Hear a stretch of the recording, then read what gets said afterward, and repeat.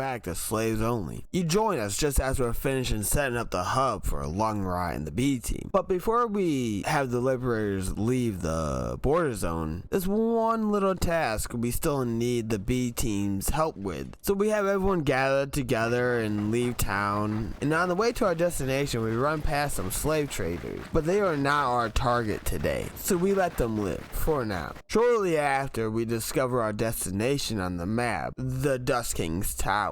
Now, I know it's been a while, so let me give you a little recap on why we're here. You see, a few episodes ago, while we were trying to escape the desert after being enslaved by the United Cities, we came across some nomads and bought ourselves a bone dog that we named Speedy. Shortly afterwards, we were all downed by a group of dust bandits, and they butchered Speedy, a puppy. Now, I have not forgotten that day, and today is the day we take our revenge. So I send Tuck in, he unlocks the gates with no problem. Then everyone else is sent in. The Dust King is outside the tower, which is very unusual. I'm not one to second guess an opportunity. The Dust King is brought down early in the battle, and we end up defeating the bandits at the tower with very little trouble at all until the reinforcements come. That is when the trouble begins. We end up losing a member of the B team. Don't ask me their name because I honestly do not care enough to tell you.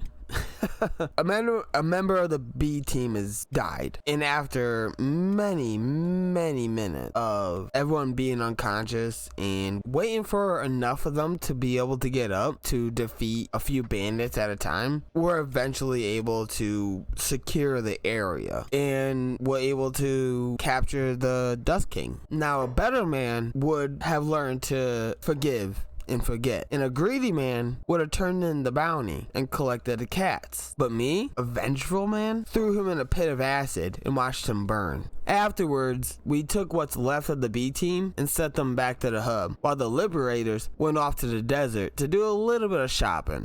What's left of the B team makes it back to the hub with no problem, and the Liberators get their shopping done. But while we're in the desert and on the path of vengeance and all, there's one little task I need done, or want done, I should say. So we head north a little bit until we discover the City Heroes Outpost. Now, a few episodes ago, these guys are the reason why we got enslaved, because they decided calling the wall a stick man would be a good idea. Well, we aren't the same little group of nobodies we were all the way back then, and we can bring the hurt to people now, and that's exactly what I plan to do now. I have Tuck unlock the gate, and we just storm their little base that they got here, and we bring the hurt to them like they've never had before. Literally no trouble at all defeating these guys. Who is the stick man now? Now, I promise, I promise, that's the last bit of vengeance for now. And we send the Liberators back to the hub because we have a little something waiting there. We arrived at the hub with no problem. We're pretty much a unit at this point. The only thing that's holding us back is our gear. Speaking of which,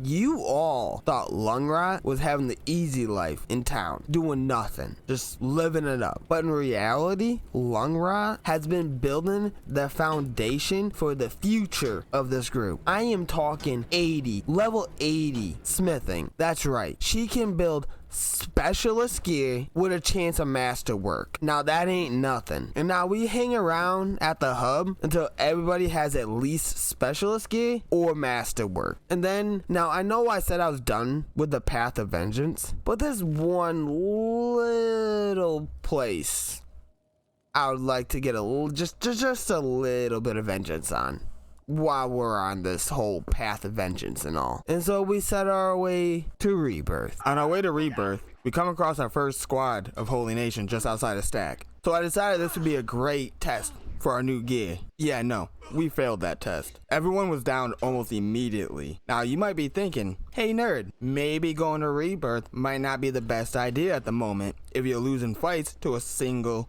Holy Nation patrol. And if you were thinking that, you would be much smarter than me, because it took me losing to the Holy Nation not once, not twice, not even 4 times, but it took 3 times of me getting stomped into the dirt by these crazy zealots before I started thinking maybe I shouldn't be heading to Rebirth, but I was already in too deep. You see, we were on a path of vengeance, and I wasn't about to let something like not being able to win a single fight stop me from that vengeance. But it wasn't all bad. We had a successful raid on a holy farm to get some food that we desperately needed at the time. Not long after that, I noticed a group of hungry bandits. Now normally, at this point in the playthrough, I would just ignore them and carry on about my task, but I wanted to feel big after getting stomped in by the holy nation non-stop. So I proceeded to end their free trial of life. Not long after our dominant display of power over half-dead peasants, we reach our destination. After all this time, we had finally returned to Rebirth, and Tuck isn't the same weak slave he was last time being here. He has gathered a small army and was ready to bring the fight to those who had enslaved him